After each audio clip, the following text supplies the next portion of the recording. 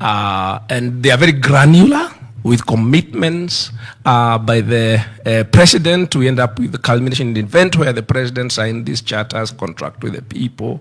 So one of the challenges that we face is that what we promise the people is on record, and they have a copy. So they have a scorecard by which to judge this government, and we think that's important in terms of institutionalizing political accountability. So that's one of the ways. The next very important thing which informed the bottom-up economic transformation agenda. So what I said, it is not only bottom-up conceptually, it's also a bottom-up process. The second aspect of it was, of course, the context. The context in which you're implementing, which has been discussed here, is very important and very consequential, very material. We have called it in the plan, if you read the manifesto, we've called it a perfect storm, comprising of three things, three elements. I think you can move on to the next slide. One is the global turbulence, which I don't need to belabor. We all know about it. Which continues, particularly the inability for frontier markets to access the bond markets and therefore refinance our bonds, their financing risk exposure. Compounded by the fact that this global turbulence has caught us when we are very, very exposed in terms of fiscal fragility. We've had over a decade of very, very high budget deficits and market debt that need to be refinanced, including the biggest bond from frontier markets maturing next year. And it's not the only one. If you read the debt, the sort of market debt literature, you will come across the term as a debt wall that frontier markets are facing. So in addition to that, fiscal exposure is in fact the underlying context that we were addressing in our campaign, which is a legacy of trickle-down economics, which I would like to summarize as growth without transformation. It has been spoken to.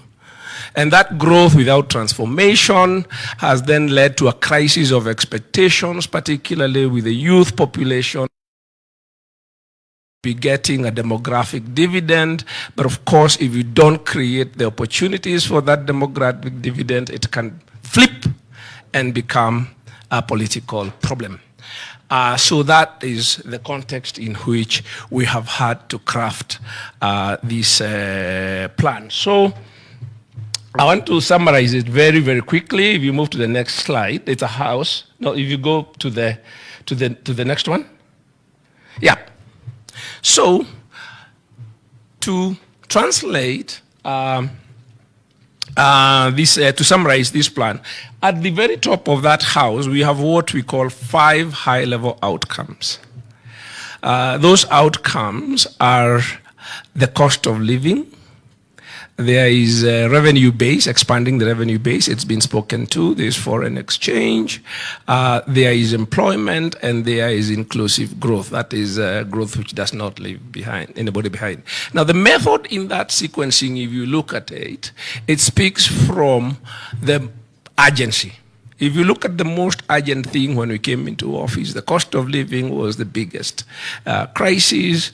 It still is. And of course, the fiscal crisis and the balance of payments crisis come together because of the turbulence. That's why revenue becomes very important and foreign exchange becomes very important, because that's what you need to be able to restore the country's creditworthiness and forestall what has already been described as a liquidity crisis from becoming a solvency crisis. And then the two structural things, employment, which you need also to address quite urgently, and obviously making the economy more inclusive is something of a more structural nature. Now, when we're looking at those imperatives and all the things that we had picked up, we settled on 5 pillars, which I highlighted there. Agriculture being the probably largest pillar. And the reason for that is the following. If you want to get this economy as inclusive as possible, the largest population on Kenya is still in agriculture. It is also the sector that has the highest potential productivity gains that you can get without very significant investment, because the investments are already in place. You have farmers, you have livestock, you have coffee trees, all sorts of assets that some of them can have a very, very rapid supply response.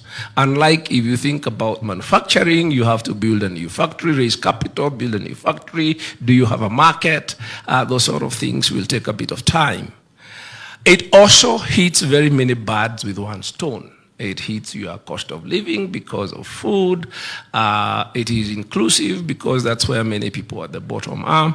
So raising agricultural productivity very quickly is the thing that we saw would, in terms of sequencing, would play a very big role. Micro and small enterprises, again, that's a very inclusive sector. That's where most of people are. Digital is very critical because there are lots of opportunities for the youth there. Housing is critical because we are aware that we don't have the fiscal space to continue with the infrastructure building that we have been doing. So the question you ask is, if you then cut back on infrastructure, which has been supporting aggregate demand, what takes its place?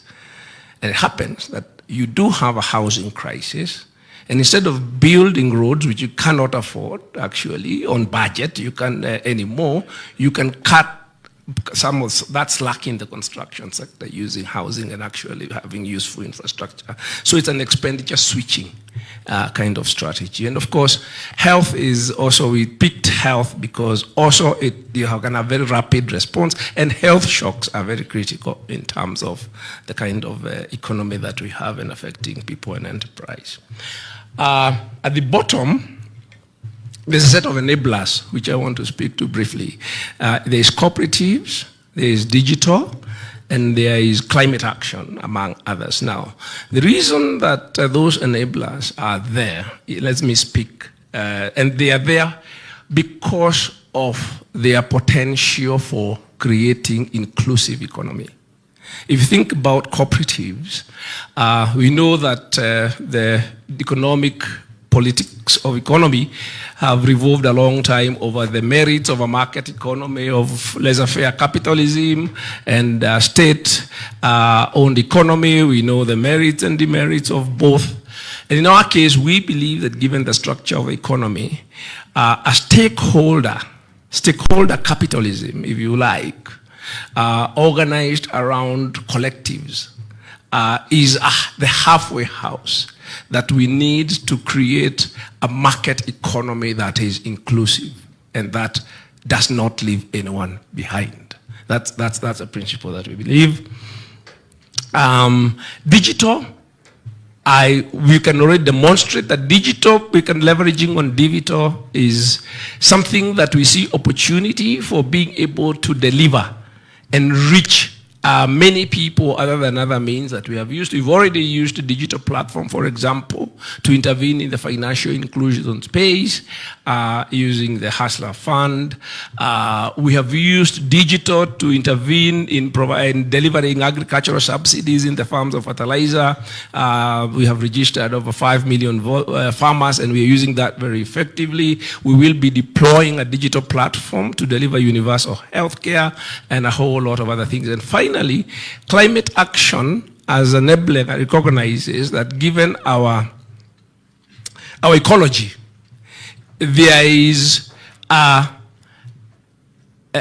climatic dimension of marginalization in Kenya. If you look at the places which are most vulnerable, they are also the places, the northern Kenya, the rangelands, they are also the places that are most exposed to climate change.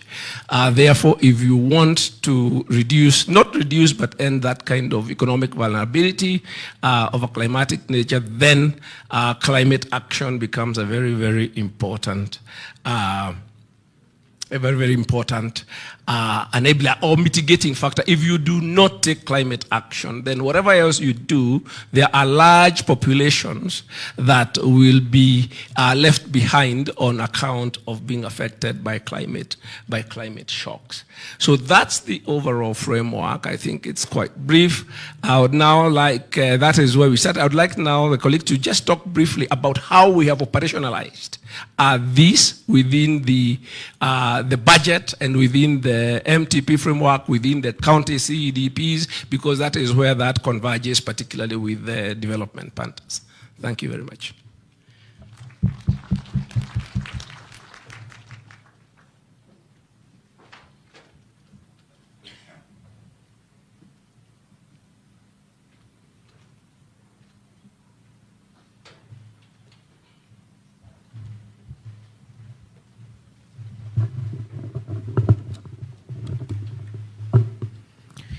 Your Excellency, the Deputy President, CSS, PSS, Head of Missions, ladies and gentlemen, good afternoon. I have very few minutes to take you through the operationalization of the plan and a few details on the commitments and the interventions that we are currently undertaking. So if we can go to the next slide. We have the mainstreaming of the plan, and we have actually mainstreamed the plan into MTP4 and the CIDP. And this was very important because MTP4 being a policy document that informs budgeting and also the implementation of the different projects, it was important that we get all the priorities into MTP4. So this was done, and it was done around 5 sectors, as you can see: finance and production, infrastructure, social sector, environment and natural resources, and governance and public administration. So the budgeting was done around that part, and we just didn't do it for the national government. It was also done at the county level. We know county governments, they have CIDP, 5-year cycle. And when the new government came into place, we actually had meetings with all the 47 county governments. We met the CECs, the directors, and the chief officers of all the priority areas. So they had to tell us their priorities in terms of agriculture and all the areas that were in the plan. And that was well taken care of, and we are optimistic that they will be funded at the county level, the priorities, because as you can see, agriculture is heavily devolved, health is also heavily devolved, trade and MSME is also a county government function, and unless we make sure that proper funding is provided at the county level, then we may not achieve our objective. So that actually happened. Now, in the next slide, those are the sectors, the 5 sectors that we came up with. If you can remember, there was a Nanyuki retreat where all the PSS and the CSS were taken through the plan. And just because we wanted to make sure that they are all delivered and to avoid the risk of duplication and the risk of MDAs working in silos. MDAs were clustered into the 5 sectors, and as you can see, for example, the finance and production sector, we have the National Treasury, we have agriculture and livestock, we have cooperatives and MSMEs, trade, industry, and investment. And the last column, those are the priorities that were in place that we've been working on: the leather value chain, livestock, garments and textile, industrial materials. Those are the value chains that I'll later on show that have been captured in the medium term, that is in the budget for the financial year 2023-24. So I'll not go through all the other sectors, but as you can see, we have the MDAs grouped together. And there was a question earlier on that why can't we have the sectors put together for the fund, for the development partners, and so that it can align with what has been done under the bottom up. And as I said, you know, we want to avoid duplication, and we want to make sure that all the priorities are well catered for. So those are the sectors. So we can go to the next slide. That's the same. We have governance and public administration and the others. And if you see these sectors, all of them are supposed to actually help in delivering what was promised in the plan. For example, like governance. We have devolution in there. In the plan, we promised that we are going to transfer all functions earmarked to county governments within 6 months. That can only happen under the devolution space. And we need all those other MDAs to support in that particular area. Now, in the next slide, we've talked about the value chains. The CS Treasury had talked about it. And these are the short-term value chains for the financial year 23-24, and they are all budgeted for. So we have the leather value chain, livestock value chain, we have apparels and textiles, crops, blue economy, mining, industrial production, and the building materials. So, and in the next slide, you will be able to see that it's actually budgeted for. We've just picked one example, that of the leather value chain. And the way this works, I'll just use that example, but we can always then use garments and apparels and textiles. So the way this works is that, for example, the sector on finance and production, they can all meet all the MDAs in their treasury, cooperatives and MSMEs, cooperatives, trade, and trade as well. They can help in delivering on the value chain. For example, leather, for you to have good quality leather, we need agriculture and the Ministry of Agriculture. We need both MDAs, the MDA of livestock, and we also need crops because they have to provide the feeds. Then once you have good leather, then of course we need cooperatives and MSME to organize this leather. And the plan actually under leather was that we would hope we would mop up 3 million hides and 18 million skins. And we are hoping that this actually would increase the income from that particular sector from the current 17 billion to 120 billion. And it would actually create jobs from 17 million currently to at least 100 million. And this will help us in achieving the high-level outcomes that our chair of council talked about. So if you have these now coming in together, then of course you'll need trade and MSMEs to look for the market out there. Not just out and both outside and within the country. And that was the thinking why we had that particular value chain approach as a method of implementation, and so that we can actually help in delivering the promises. Now, in the next slide, I am going to just quickly take you through a few details on the priority value chains. I'll not go through everything because we don't have much time, but under agriculture, the overall agriculture priority approach, or the transformation here, is actually to move from where we engage farmers directly to an approach whereby government sees land and livestock as very important national assets. And our chairman has talked about cooperatives. So here we are saying that the individual farmers will be organized into cooperatives, and that the cooperatives will actually now be used to provide what the farmer needs.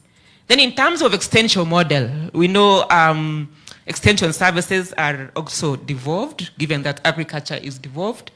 And these extension models, this is now where we are moving and saying that now the government will engage with cooperatives. They'll provide technical advice, and we'll have data-driven agriculture. Chair has talked about KMEs. Farmers have been registered. And we want to see farming as a profitable enterprise, and that we just don't want to leave farmers alone. Now, the next slide just shows the value chains that have been identified in the agriculture, and there are 3 main pillars. These pillars are actually the food security pillar, and the plan is actually to transform 2 million poor deficit farmers into food surplus farmers by providing them finance and inputs.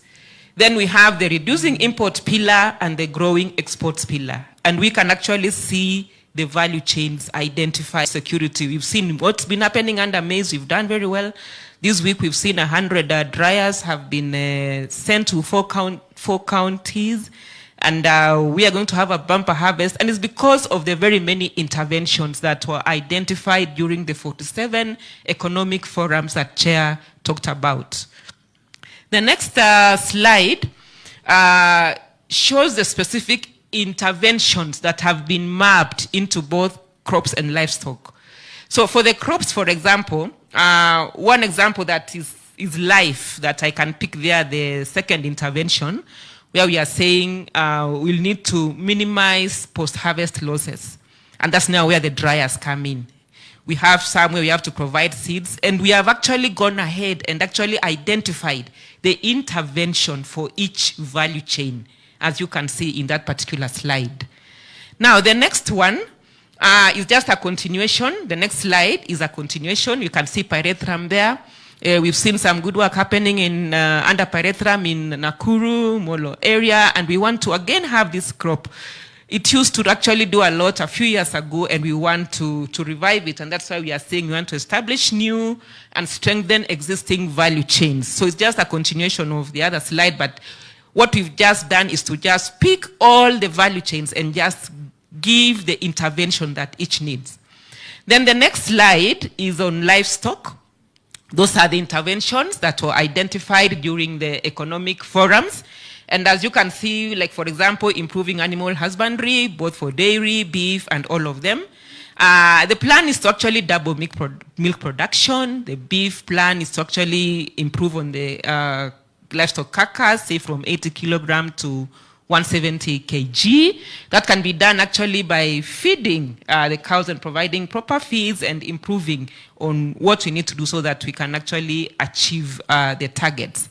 Now, the next slide, very quickly, are the bottom-up plan commitments. And for those of us who interacted with the plan, it is available in the internet out there in the public. All these interventions here that we have here, the commitments, is what you see in green. And for example, under manufacturing, we have pharmaceuticals, we have the leather value chain, we have the cotton, and it's actually what I showed you that those were the short-term value chains that have been budgeted for in the financial year 23-24. So we can move to the next slide very quickly. We have agriculture, like tea, for example. The focus here has been value addition in terms of blending and branding. And hoping that we'll now increase the exports of tea at least by over 50% by the end of the 5 years. Then another priority value chain that we had been told about, we have MSMEs, and we have all the interventions like ending criminalization of work by providing licenses.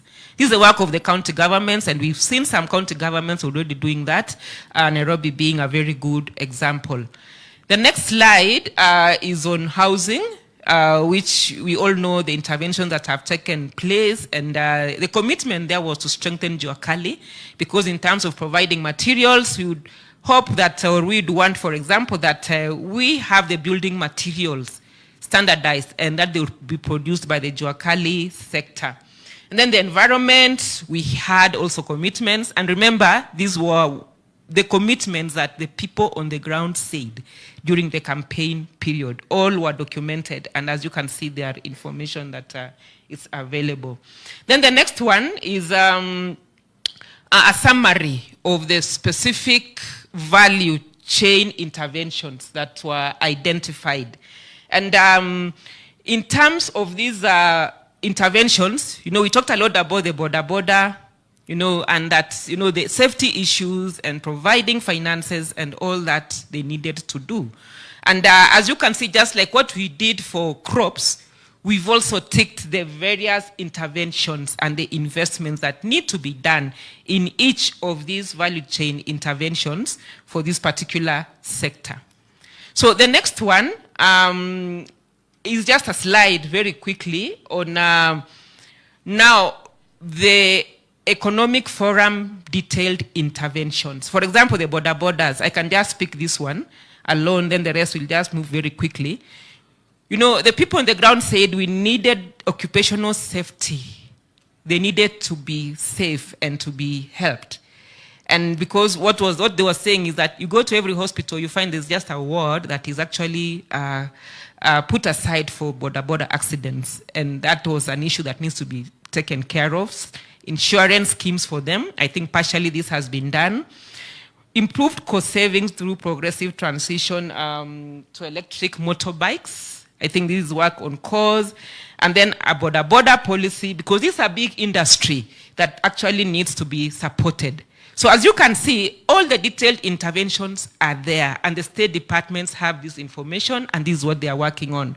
Then now the next one, I'll not read, we had the industrial parks, those were detailed interventions. We have the market stalls and open markets, those were also detailed interventions. And it's very clear, we have the Jua Kali artisans, we have detailed interventions in terms of providing credit.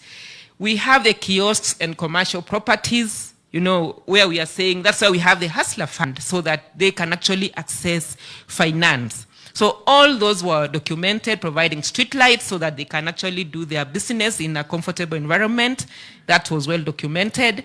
And then the next one is the street vendors and the hawkers, similar to what I said earlier on, decriminalize businesses through licensing. Then trading spaces, counties should provide trading spaces in each county. So all that is there. Then we have another very important industry, artisanal mining and quarrying. This is actually an industry that has a potential actually of increasing income, expanding the revenue base for this country, and also creating jobs. And we can see all that. The Mining Act 2016, 2010 has to be adhered to so that that happens. Then the rest, we can just quickly go through the rest. Then we had those on creative economy and health. 1 minute, Mercy, I'm finishing. We have all the commitments detailed. And then the next slide, health. We've seen what has been happening in the health sector, and we don't need to belabor here what has been happening, but as you can see, what's happening was actually what the people on the ground told us, and we have actually lived up to that. And I think up to that point, I will stop. My colleague can come and now tell us how far we have gone. Thank you so much.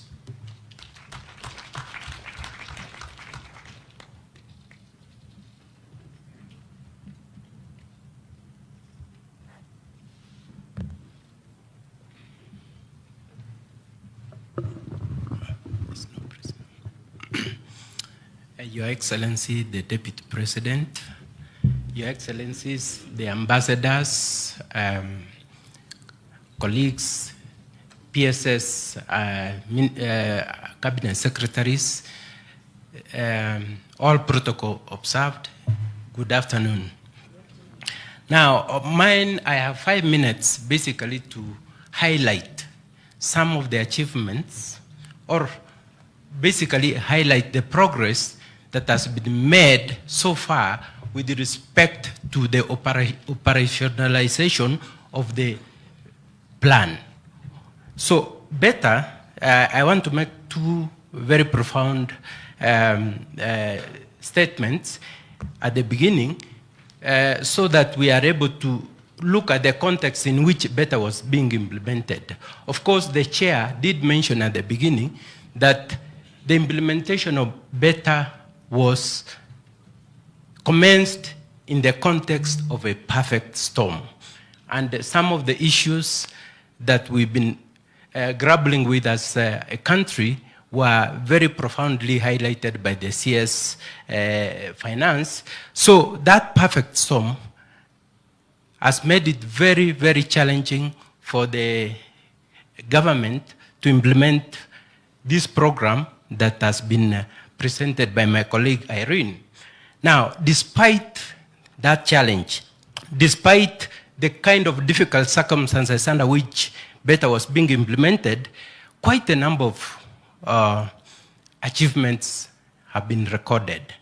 When we look at how we've been implementing better, especially operationalizing it, one of the first things we did was to organize better first around what is short term, what is medium term, and what is long term. In other words, all those sectors and all those pillars that were identified as priorities have been further organized around what constitutes quick wins. And so the report I'll highlight presently is based on the quick wins, not the medium term and not the long term. Then a second point is that we also organized better around strategic objectives. And of course, those were highlighted by the chair. Addressing the cost of living was a very fundamental and immediate objective that needed to be addressed. Expanding the revenue base, the CS Treasury competently talked about that, so we will not provide any highlights on that. Then job creation was a major thing. As we went around the country, creation of jobs became employment. It's a big issue that needs to be addressed. It may not be immediate in terms of impacts, but then of course, some of the things that are being done in terms of implementing better will go towards job creation. And then, of course, the foreign exchange stability was another objective, which, again, is in the domain of the CS Treasury. And the fifth strategic area was inclusive growth. Now, in terms of highlighting the progress made so far, if we can go to the next slide and the next one, I'll speak to three issues. Number one, addressing the cost of living. Number two, job creation. And then number three, I'll look at one of the sectors where we've made quite a bit of impact. Oh, that part is not there. Okay, I'll talk from the wherever. Now, in terms of cost of living, we all do know that quite a bit of work has been done. We do know, for instance, how inflation has not only come down because of the bamba harvest that was experienced this year, and that bamba harvest did not just happen. It happened because, in the first place, His Excellency the President made a very deliberate decision to subsidize production away from subsidies, subsidizing consumption. Because prior to taking the reins of his administration, we knew that there was a cost of living crisis in this country. So the specific measure to subsidize production through fertilizers became very fundamental. And as a result, we know that, number one, productivity, in fact, as a result of subsidizing production through fertilizers, one, we know that the yields, for instance, per acre, because we've been collecting that data, the yields per acre have increased from 8 bags per acre to 12 bags. In other words, you're looking at an almost 50% increased productivity as a result of that intervention. Number two, we know that the prices of unga has come down. A 90 kg bag of maize, for instance, is currently trading at between 3,800, 4,000 shillings, away from what it was in some time last year, September last year, which was, I think it was around 6,500. So when we are looking at the cost of living, quite a number of things have been done. Specific measures have been put into place to ensure that the cost of living is being addressed. In fact, when you look at even beyond maize, you see other interventions in the coffee sector, you see other interventions in the milk sector, the dryers that my colleague talked about to support post-harvest losses, all those things have been put in place. And finally, in terms of highlighting progress, of course, His Excellency the President did indicate during his State of Nation address that the one sector where he's very committed to make very fundamental change, one of the sectors is the health sector. A lot of work has been done there in the health sector. Unfortunately, the slides didn't come, but then we've really achieved the quick wins, but a lot of work needs to be done. And therefore, this congregation here is timely because it enables us to work together as a team to support that. Thank you very much, Mercy.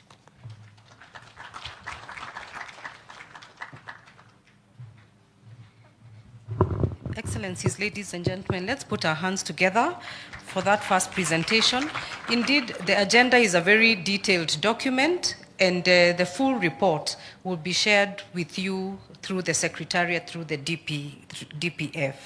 Let me take this opportunity to now invite the PS State Department for Economic Planning, James Muhati, to come and take us through the MTP4.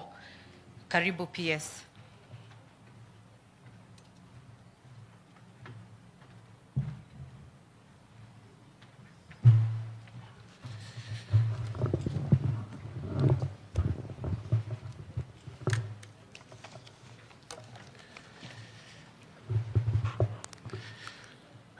Your Excellency, the Deputy President, the Cabinet Secretaries, the PSS, Your Excellencies, the ambassadors, all protocols observed.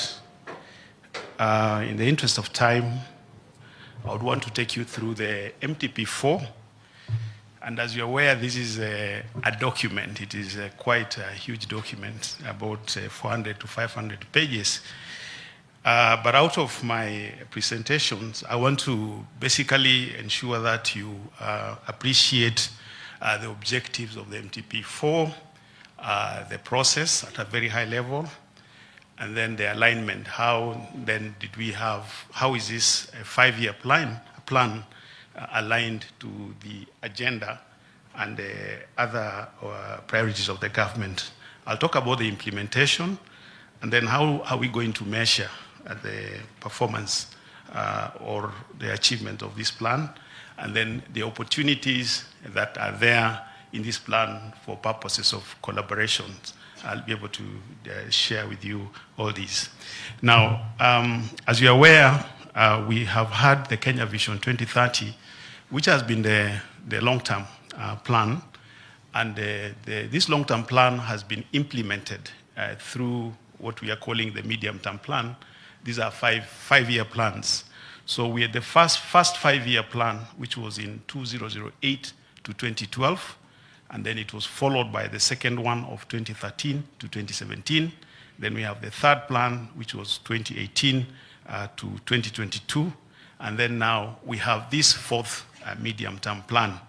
Now, the objective of the Vision 2030, as we are all aware, was first to be able to transform Kenya as a country into a newly industrializing middle-income country, providing a high quality of life to all its citizens, and also to be able to, in a secure and safer environment.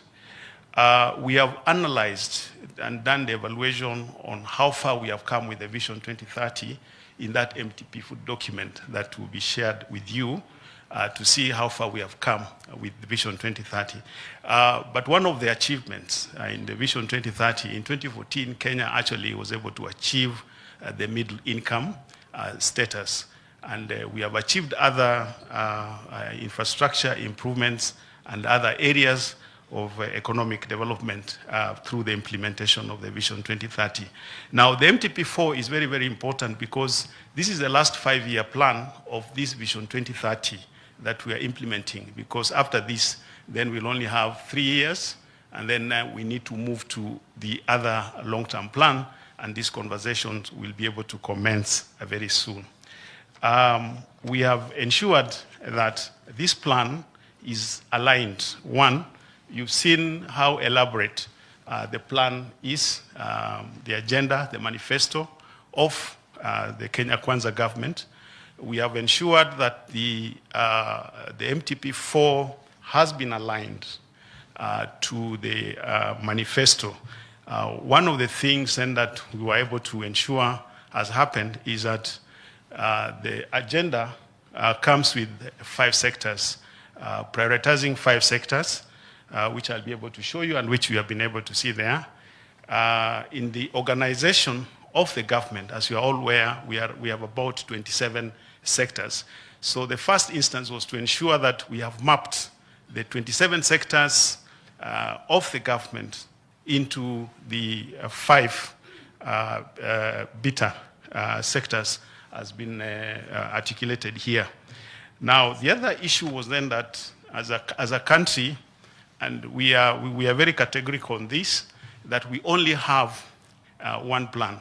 So we were also to ensure that all the county integrated development plans, as has been discussed here, have been aligned to this particular plan, the MTP4 plan.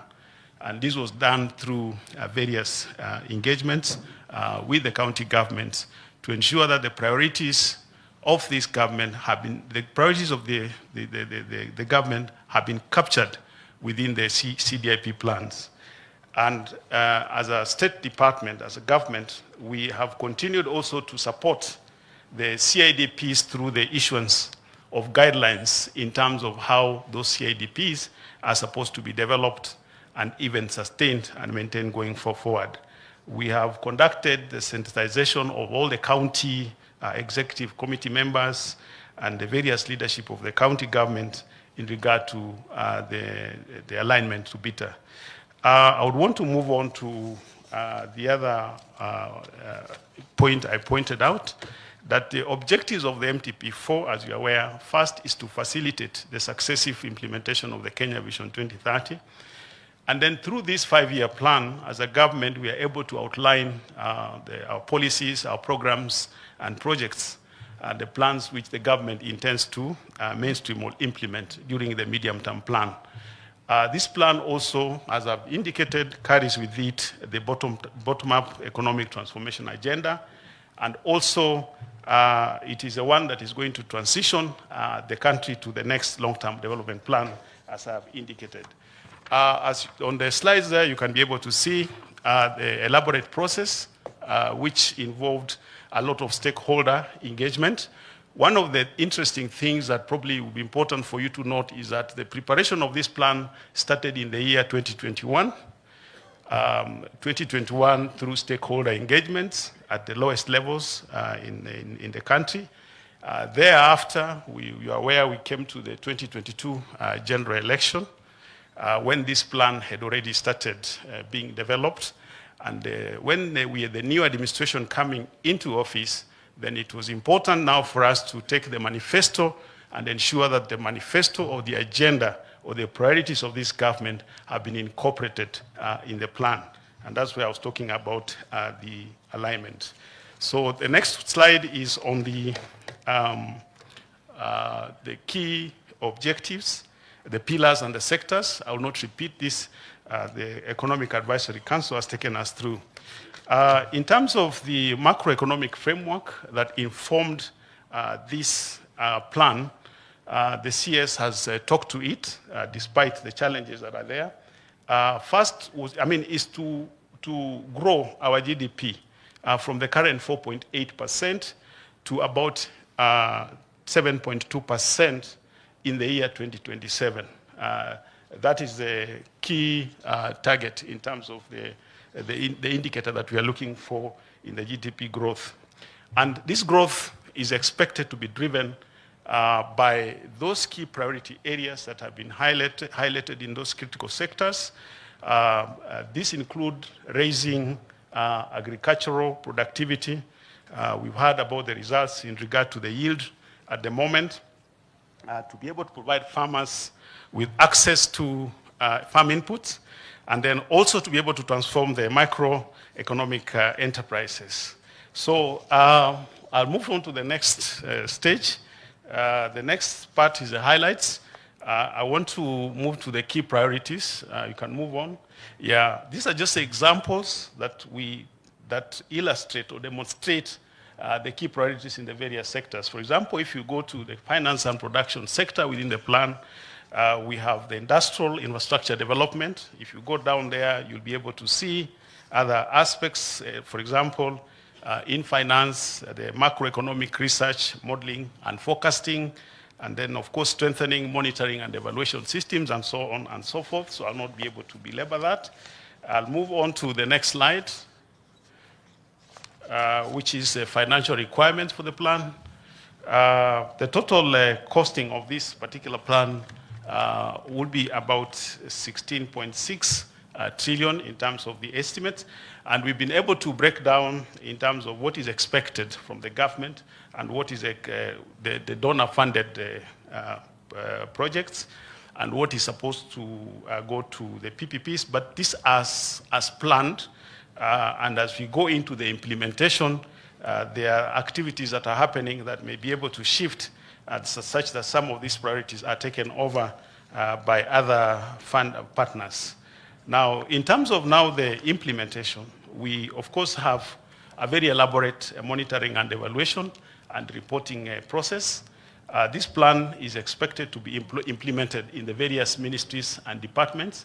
And as the Ministry of National Treasury and Economic Planning, we support the function of the central planning and management monitoring units within the state departments. We have economists there who will ensure that the plan is implemented and they are able to report on the key performance indicators which we're able to report on that particular plan. Now, I want just to touch on the collaborations. We have prepared a summary of what we are calling the key performance indicator.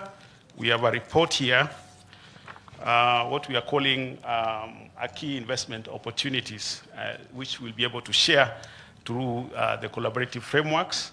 And then we'll also be able to look at the financing options which are available to be able to support the projects that we have. So I think I will want to stop there, Mercy. Thank you very much. Yeah.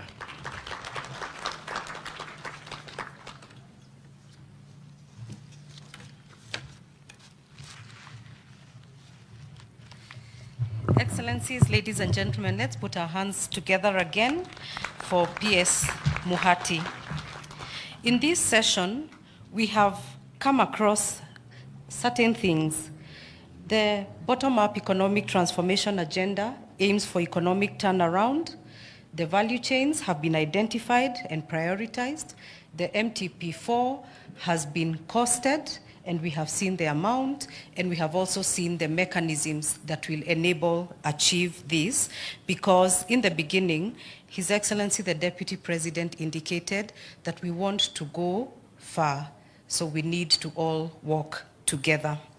In the interest of time, I request you to hold your questions. We will have a plenary at the end of all these sessions. So without further ado, allow me to invite PS, National Treasury, Chris Kipto, to come and moderate the next session. Thank you very much. Thank you, CS Mercy. Let me just introduce the next session by saying the following, that Kenya places a lot of emphasis on international development cooperation, through which overseas development assistance plays a critical role in complementing and catalyzing our development. We have ensured alignment of ODA to government's national development agenda. We will continue efforts to ensure that the new mobilized resources are aligned to the bottom-up economic agenda going forward. The timelines of execution of the programs financed by ODA is critical for efficient and effective delivery of services to the citizens of Kenya. This will also reduce transaction costs to the government. Knowledge of where ODA is applied and the modalities helps the government in ensuring alignment to national priorities and reduces duplication of effort. It also improves transparency and accountability. Therefore, Your Excellency, in this session, without looking at the numbers, we will be shown where ODA is applied, our partners, and the composition in terms of loans and grants. We'll also receive a presentation on off-budget financing by our development partners. Without much ado, therefore, I now invite Dr. Jane Krengai, Head of the International Development Partnerships Coordinating Unit in your office, to make our presentation. Welcome, Jane.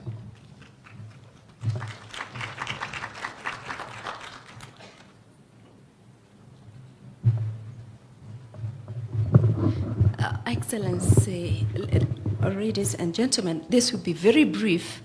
And the objective of this session, the UN resident coordinator will also make a presentation. We will also make a presentation. And the objective behind this session is sort of setting the agenda for the DPF going forward. So ideally, we just sort of bringing history into the room, highlighting some challenges, and in the next steps, trying to figure out how do we tackle these challenges as part of our dialogue and our agenda going forward. So not to focus too much on the numbers we're presenting, and we avoided absolute numbers. We're just presenting ratios and proportions, and the UN resident coordinator will do the same so that we sort of set the context. We are reactivating our dialogue. Where are we going to take it? Where do we start? What issues are we grappling with? So that's the spirit of this session, sort of guiding our dialogue going forward. And if the team can put up the presentation, I'll take 3 minutes and then invite the resident coordinator. 3 minutes only, not more than that. I'll save all the time that I yielded to Mercy. Let's take it forward. Tafadhali. I'll provide a very brief context on the overall ODA in an overview of grants and loans, bilateral, multilateral, absorption rates, then indicative of budget funding as given to us, and then some noted challenges just to set the context for our dialogue. Let's proceed. And this one we can skip. We've already gone through it. And in terms of the overall portfolio, this is how it looks like. And I guess even we get fresh numbers, the proportions would remain more or less the same. 86% loans and 14% grants. And going forward, how is this then? Who are our partners? We can see who our partners are. And you can see in terms of bilateral support, we have presented them there. We have Japan, we have China, Italy, France, Germany, South Korea, and others. But let's also remember that some of these partners also put their resources in the multilateral baskets. For example, other countries in the EU would also have their resources in the EDF. So this is the background within which we are presenting. What does the lay of the land look like in terms of our support, the support we receive from our partners, and how then it relates to the overall basket of support. Next, we can go then to multilateral. The multilateral partners, this is a no-brainer. I think we have heard this morning from the IMF and the World Bank, and we know how important it is, especially this time when we really have a very tight fiscal framework, that we get flexible resources, particularly budget support, that then comes in to just give us some fiscal space to respond to the current fiscal stress. So that's the way it looks like. We have IMF, World Bank, we have the African Development Bank. The Global Fund is key, the EDF, the European Development Fund. We have Gavi, IFAD, and I think the others would be somewhere in that basket. Very important, and we want to see how do we take this forward and appreciating that support. In the next slide, we wanted to just check how does it look like in terms of the sectors. Where is the money going? We have just listened to the MTP4 and a bottom-up economic transformation agenda, and you can see a lot of money is going to key infrastructure sectors. We have a lot of money going to energy, and I can see CS smiling because a lot of support goes to his portfolio. We see a lot more going to infrastructure, to water, TVET. But what we observed, sadly, we've seen limited support to education and to agriculture, but these are important sectors for livelihood and for building resilience. So I think going forward, we would want to see a lot more money going to build the basic education, resilience in livelihood sectors, and I think also MSMEs would be important because these are for livelihoods. Next. This is the way the grants look like. Where are the grants going? Fortunately, a lot of grants go to the health sector, and again to infrastructure and to water. Some to devolution, And we know most of these projects are implemented at the county level. So it is important going forward, because we're talking about aligning our support to the priority sectors. How do we begin to recalibrate our priorities in line with what we have just seen? That is the spirit of this slide. Forget the absolute numbers, but it's asking, would we really want to continue in this trajectory, or do we need to tweak a little bit in line with our priorities?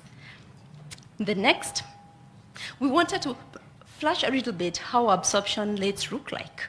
And in the slide there, you will see that the absorption levels for loans is about 25%, and even much lower for grants, which is a bit of a contradiction, given that there really less costs associated with grants, and we'd want to see, going forward, how do we increase our absorption rates, not just for loans, but more so for grants. Going to be super important. Next, we wanted to just flash some numbers of some projects that closed still with some undisbursed amounts, and you can see for loans, we had some projects that closed in the past with up to 67% of funds unabsorbed, and for grants up to 61%. This is the kind of conversation we want to see. How do we change this going forward? And finally, yes, we received some data on off-budget funding. And again, in light of transparency and openness and using country systems, this would be something we want to discuss going forward in the DPF. And you can actually see, without going into specific numbers, the kind of money that is off budget. And it would be good to see how well also the funding that is off budget, to which sectors is it going, and how well do we align that to our priorities.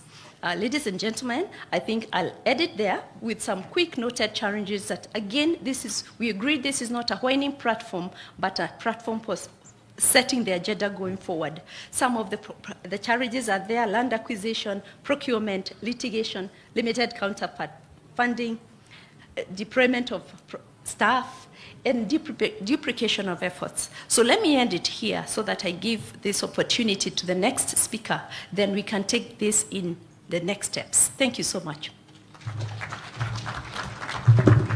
So just to add, before I call on Stephen Jackson, to say that we are currently undertaking portfolio reviews of all programs and projects that we are getting support from our donors. And number two, all the things that Jen has just highlighted there, we are addressing each one of them to unlock the challenges so that we increase absorption.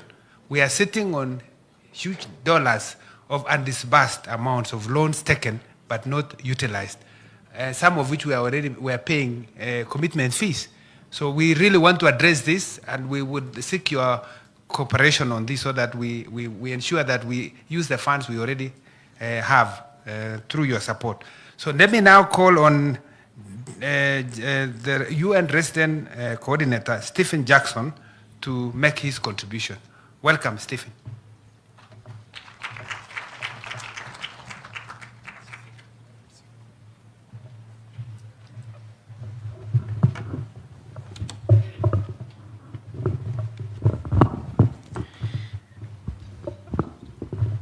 Mheshimiwa Naibu Rais, Waheshimiwa Mabalozi, Marafiki, Hamjambo.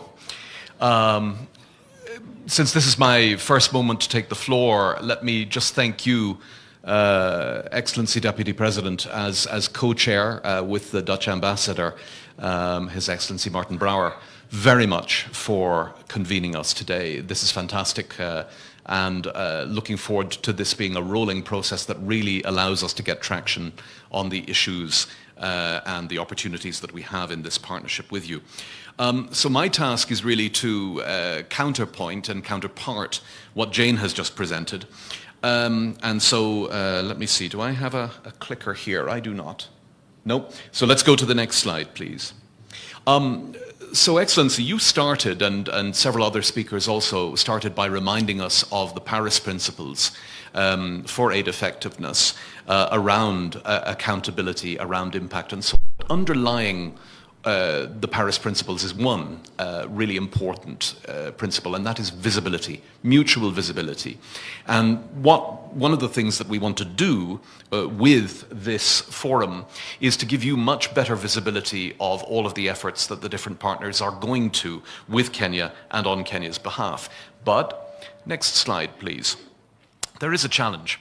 I think many of you will be familiar with the legend of the blind men and the elephant, each of them grasping a different bit of the elephant, some of them thinking that they have hold of a spear, some of them thinking that they have hold of all kinds of other parts of the elephant, of a wall.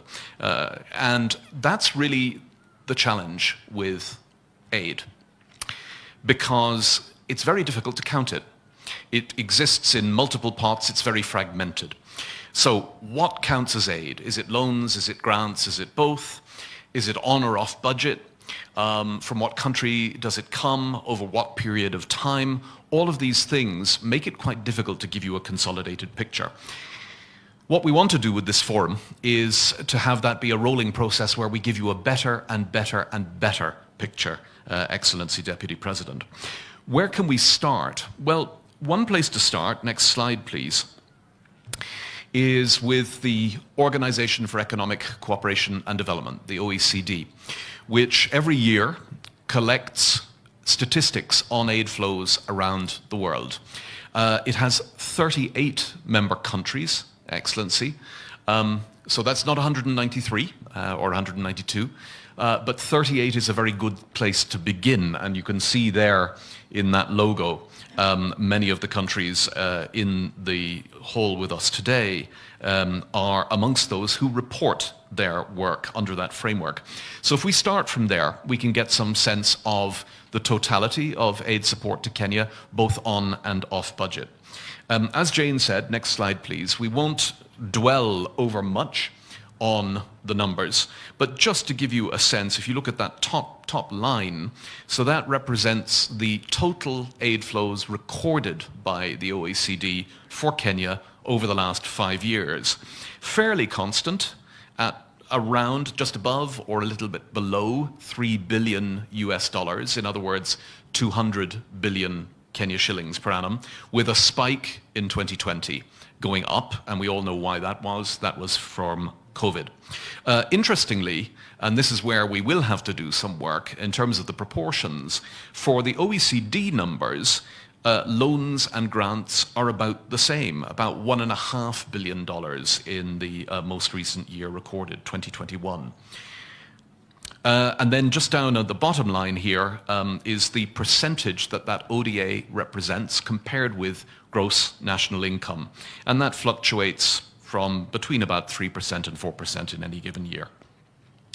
I can very quickly skip through these slides. These are some of the same numbers just depicted in graphic form, showing you the breakdown over those 5 years between money reported by the Development Assistance Committee countries and the World Bank Group total.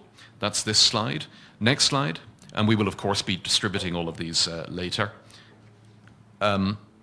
Sorry, I think we've skipped a couple there. Can we just go back? One more back? Yeah, there we go. Forward again. There we go. Thank you. This is trends broken down by source, and then the next one is loans versus grants. This is loans versus grants. Loans took a big spike in the run-up to COVID and then fell again in 2021, and now we're back to almost parity with grants. Next slide. This is where it gets interesting. Sectors. So really we want to see where is our effort going sector by sector. This slide shows the total investment, loans and grants, broken down by social, economic, production, multi-sector, and humanitarian aid. And so you can see again a spike around COVID, not a big surprise in 2020, and otherwise a leveling off. Next slide. This one, I think, is one I would like to draw your attention to. So this is the counterpart, in a way, of the slide that Jane gave, showing the sector-by-sector breakdown, and in reverse order. So number one being the biggest, to government and civil society. population and reproductive health. So government and civil society going up in 2021 to almost $500 million.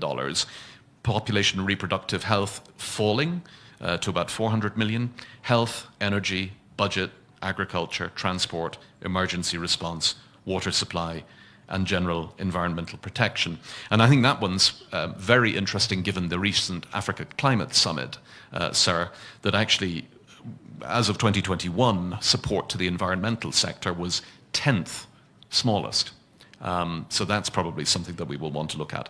Next slide, please. This is just the same thing, put as simply as we can. So showing that the lion's share, 15% going to government and civil society, the next biggest population and reproductive health, and so on backwards. Now, all of that is very dead. Interesting, but dead. So if we go to the next slide, now there is a very short video here. It's about 15 seconds long, so blink and you'll miss it. But if we can play it, you should see some things happening on screen. Is that moving? Yes. Here we go. From a low of 1.3 billion to a high of 1.7.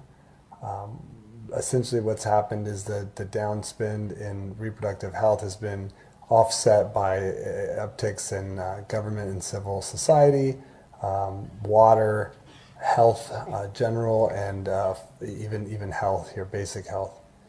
The balance of funders has been principally the U.S., but there's been a big story with IDA coming out here. If you remove the two larger donors, we can see the trends from the smaller. France, Japan, and Germany have been among the larger bilateral donors, as well as the UK, which has come down from a high. We can also see that the overall spend here has gone down from HIV. It's been replaced by public finance management, decentralized support to subnational government, and even of late, public policy, administrative management, and health policy. So, Excellency, the details of that were not important. They were just to illustrate the numbers that come from this OECD DAC every year are in the public domain. You can access them on the web. So Kenya has them, we all have them. What we've done, working with an organization called Sharing Strategies, is to build a prototype for a front end, a portal, a tool that you and we can use to look at and interrogate those numbers. So that was the voice of a colleague called Seth Cochran from a group called Sharing Strategies, just demoing some of the things that that portal can do. And what I'd like to suggest is that we increasingly use that portal and we build on it with the other numbers that we're going to be collecting through this process, so that you have a real-time way of looking at where the money is coming from and where it is going to. Almost finished. Let's go to the next slide. Numbers alone and money doesn't really tell you much until you know about results and impact. And that's really, of course, what the Paris Principles are about. So it's our proposal as co-chairs that we should move in subsequent meetings of this development forum to starting to try to report to you on results achieved. Now, there are how many of us in the room, and each of us are engaged in development action. So we will have to do some putting together and some grouping. But we think it would be important to give you a rolling sense of the kinds of things that the development partners feel that they've been able to help Kenya achieve together. My last slide. So this is really a discussion starter, as Jane said, Excellency Deputy President.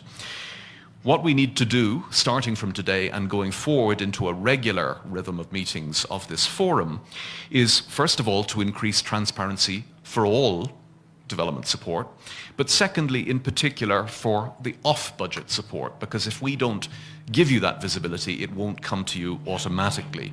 And it's an important part of our partnership with you that it should be visible. We also want to look specifically, and Jane, you touched on this, at how that support lines up, or doesn't, with the government's explicit priorities under BETA and MTP4. So we need to find ways of doing that mapping from the kinds of sectors that we as aid partners understand to the priorities of the government. And from there, of course, strengthen our strategic dialogue with you about the direction of the support and been receiving the support that they best need. So, in short, Excellency, that's what we have for you this morning. We will circulate those numbers to everybody. But a very important caveat, the 2022 numbers will be, I think, available from OECD in December. And so we will then be able to do an update on those as well. Asanteni sana.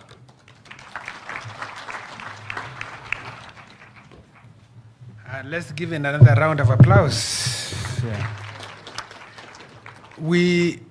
Because of time, we will only have one reaction to this presentation, and that will come from Her Excellency Anne Waiguru, the chairperson of the Council of Governors. Welcome, Anne. And just to let you know, Anne used to be in the National Treasury, so she is very much an expert on these matters. Welcome.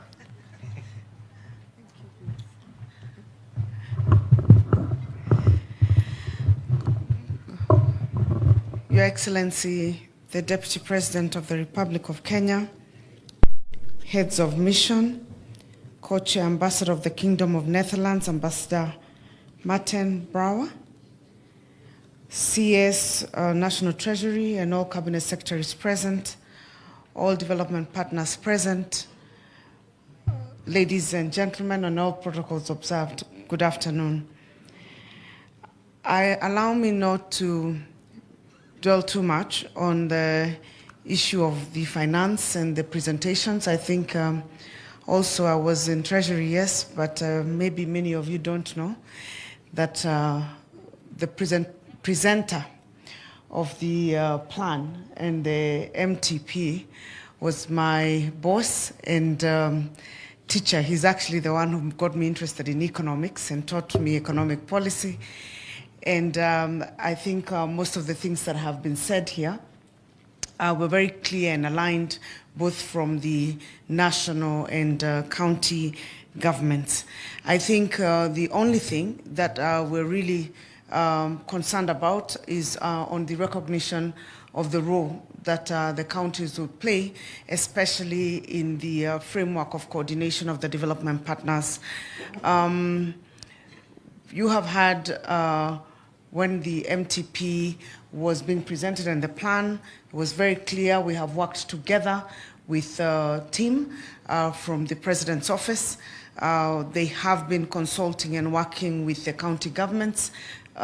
We have aligned our CIDPs to the MTPs to make sure that the key priority areas of the Kenya Kwanza government are articulated for the next 5 years in all county governments' plans.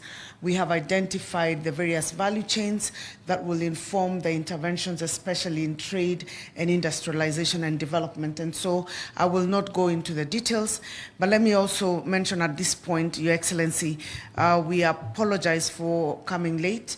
We had a critical clash because of an urgency with the KIPES. They had stalled for the last 3 months, and we had been given a deadline to get them up and running by His Excellency. And today was the only day you could find the governors and find the national ministry to sign the agreements that we needed, the intergovernmental agreements to release the flow of funds to ensure that the KIPES are now started off. We are completely aligned. Every county this morning, we signed 18 counties signed for their KIPES, the County Aggregation and Industrial Development Plans, which is in line with all the value chains.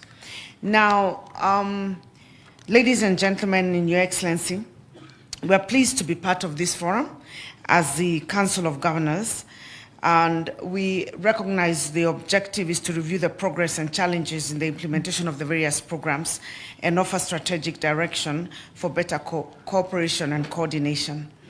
I also would want to mention that there had been, this framework started all the way when we started the devolution in 2013, and I had the privilege and the honor then to be the Minister of Devolution. And so it's the frameworks that have been revised, and we have suggestions on how we can strengthen that framework to make it more effective and therefore to be able to support the plan and the medium-term plan for the government, both the plan for the Kenya Kwanza and the medium-term plan for the government. We all recognize that devolution is enshrined in the Constitution, and therefore we have two clear levels of government. And we envision that an efficient and effective accountable governance system would work between the two levels of government in consultation and cooperation, as we have been doing with the national government and as I have mentioned. We also understand that within the structure of government, we have the Council of Governors, secretariat that coordinates, or helps coordinate the second level of governments, which is the county governments. The presenters have also outlined the devolved functions in agriculture, in health mostly, in water, in trade and SMEs, in the establishment of SACCOs, all the functions that are devolved, which form a critical part of the plan by the Kenya Kwanza government. So considering that these are matters of common interest between the counties and the national government, we have mentioned that we have aligned completely with the CIDP and the MTP. So what we would want to just suggest is to ensure that there is a clear flow of information between the county governments, being actually the implementers at the local level, and the development partners and the national government. We would like to see a little bit more consideration in the organizational structure of the Development Partnership Forum. We suggest the Council would like to propose a two-level coordination. The national level coordination targeting the development partners supporting interventions at the national government level, and the Council of Governors coordination level, coordinating development partners, supporting interventions at the county level. This nuanced approach allows for a comprehensive development partners engagement framework that addresses the unique structure that is the Kenyan devolution structure. We would also want the strengthened coordination of all development partner support, both at the national and county levels, is critical. We recognize that. And our strategic focus, therefore, should be to strengthen the system and fill in gaps where necessary, especially in reducing legal, policy, and administrative barriers within the government to ensure resources address the intended purposes promptly. We are also currently staring at grants. Maybe I should mention the challenges that we're facing, allocated to county programs expiring before they are utilized. An example is the Climate Smart and the NARIC funds as a result of the new amendments to the PFM Act, Section 191A to E, requiring counties to enter into intergovernmental agreements with the National Treasury for the transfer of additional allocation. As a council, we desire to have the bottlenecks removed. We have made this request and an exemption for counties for this financial year.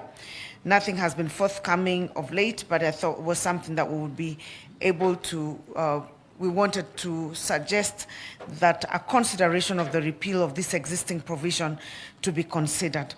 Finally, and as we aspire to achieve seamless coordination with development partners, we encourage development partners to actively engage the Council in co-creating new programs, especially in the social sector, bottom up, and designing effective and impactful implementation models that can be successful in implementation of the various interventions. The Council emphasizes that there is a need to adhere to agreed fund flows, mechanisms, and clearly define the roles of all the implementing institutions to mitigate implementation drawbacks.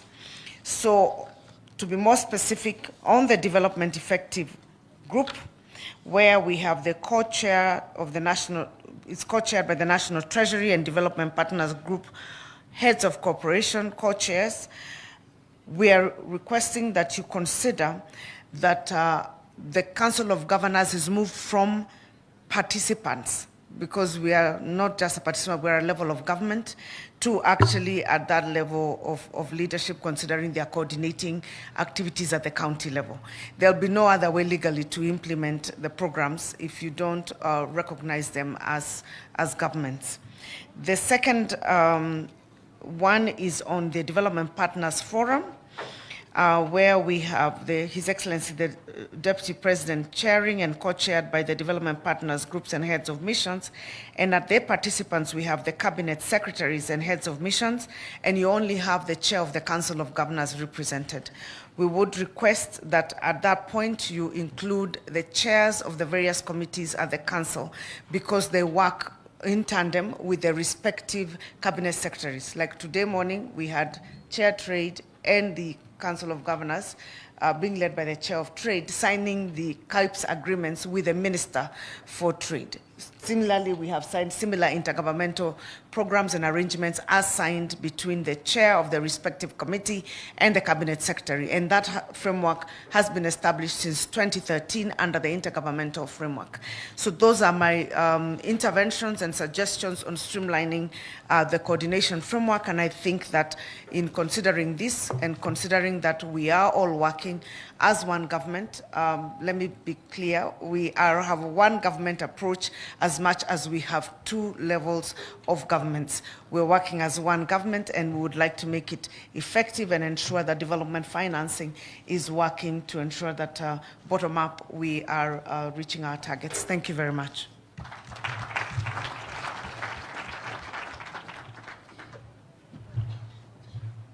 Let's appreciate the governor once again.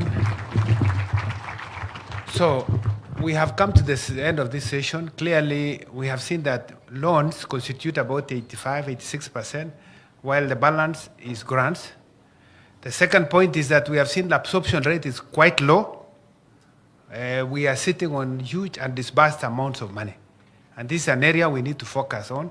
And I have confirmed to you that at the National Treasury, we have started portfolio review exercise, going by each donor, like ADB, African Development Bank, World Bank, and all that. So we are going through all of them, and we seek to work together. And then we address all the challenges that are making us not make use of the money that is available. I think the other point that came from Stephen Jackson, is that we need more transparency on the off-budget. And we need to actually know how much it is, which sectors they are going, particularly for us as a government to be able to know how much resources is going to support the bottom-up economic agenda. And finally, we have heard from the governor and the chair of the Council of Governors that we need to improve or strengthen the institutional mechanism under this DPF, so that we have also the role of counties and mainstream more in this in the subject matter that is before us today. So I think we have concluded, and I now want to hand over the program to the MC to take us through the remaining agenda items. Thank you. Thank you very much to all the speakers in that session, and to PS Dr. Chris Kipto for the great moderation. We have a kind request inside your folder, if you can check this folder kindly. Inside that folder, we have a registration form. Kindly fill it in and leave it on the table. Our secretariat will pick them up. Thank you very much. In our folder, we each have a registration form. Kindly fill it, then our secretariat team will pick it thereafter. Your Excellency, we are now moving to the second last session in our program today. The session is presentation on anti-money laundering, and the session moderator is the Principal Secretary, Ministry of Interior and Coordination of National Government, Dr. Raymond Omolo. A warm round of applause to the PS as he comes to address us. Usana Bona PS.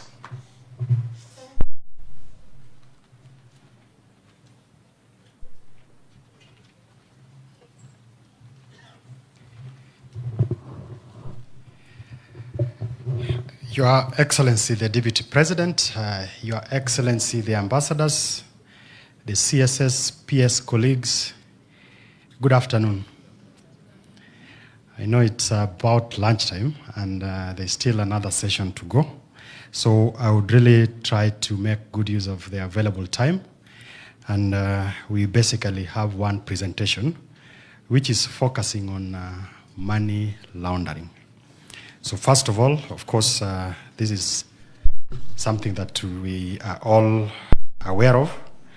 It's described as the processing of criminal proceeds to disguise illegal source or origin of money. As a country, we have undergone some mutual evaluation, which happened some times back in the year 2020, and we did not do well. And as a result of that, there has been a lot of back and forth in terms of the conversation. How do we tidy up that space?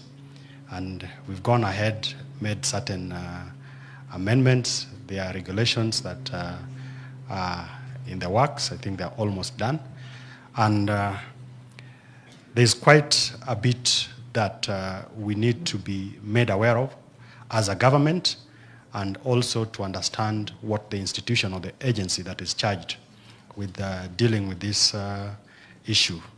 And allow me now to invite Mr. Saitoti, who is the DG for the Financial Reporting Center, to make his presentation, and then we get reactions. Thank you.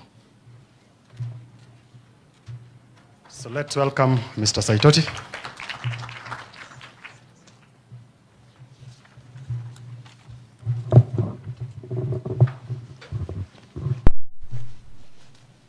Your Excellency, the Deputy President of the Republic of Kenya, Honorable Cabinet Secretaries present here, Head of Missions, Principal Secretaries, colleagues, ladies and gentlemen, good afternoon. Your Excellency, when you gave instructions that this presentation become part of today's forum, it's on the background of the impact that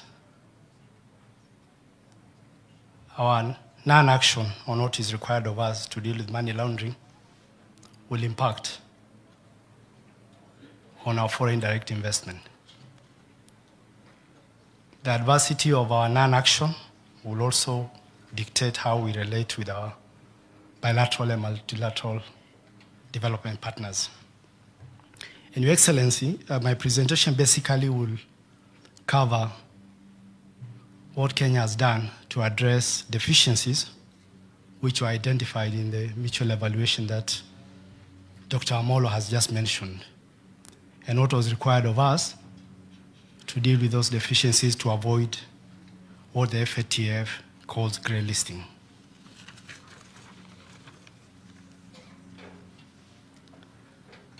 Your Excellencies, my presentation scope will cover an introduction of that mutual evaluation. I'll put it into context.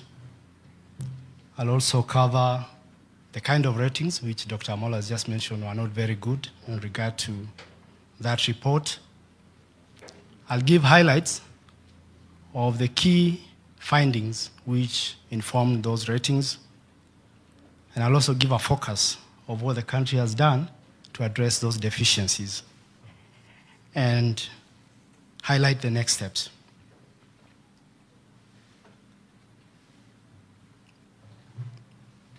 By way of introduction, Kenya underwent a mutual evaluation. This was an assessment of our anti-money laundering and combating or financing of terrorism regime in 2022. This assessment was carried out by our regional style body, the Eastern and Southern Africa Anti-Money Laundering Group, which subscribes to the Financial Action Task Force standards, to determine Kenya's compliance with AML, CFT is counter-financing of terrorism, and CPF, counter-proliferation financing. The report was adopted during the Council of Ministers meeting in September last year in Livingston, and following that adoption, the government developed a roadmap to address all identified deficiencies. With high-level political commitment and leadership from the National Treasury, several technical teams were assembled to address those deficiencies.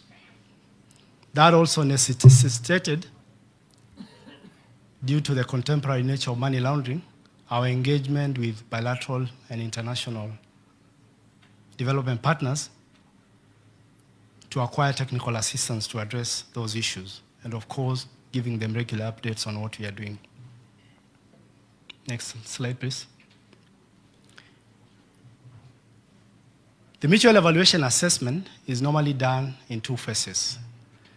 There's an assessment that is done in regard to technical compliance, and this is basically an assessment of existing legal and regulatory framework of a country.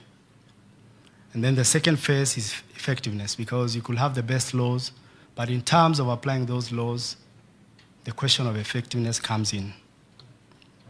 Those are the ratings that Kenya got in that assessment. We only compliant in 2 of the 40 recommendations, which are part of the methodology. And 1 recommendation, we were largely compliant.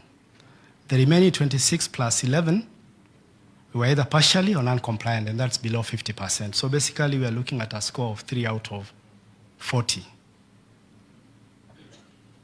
That is a very, very poor score. On the effectiveness, it's normally assessed over against 11 thematic areas. Low being the lowest, you can score, and then there's medium, and then there's high. Out of the 11, we got 9 lows. So basically, we only got 2 moderates, so it's 2 out of 11 again, and that was not very good.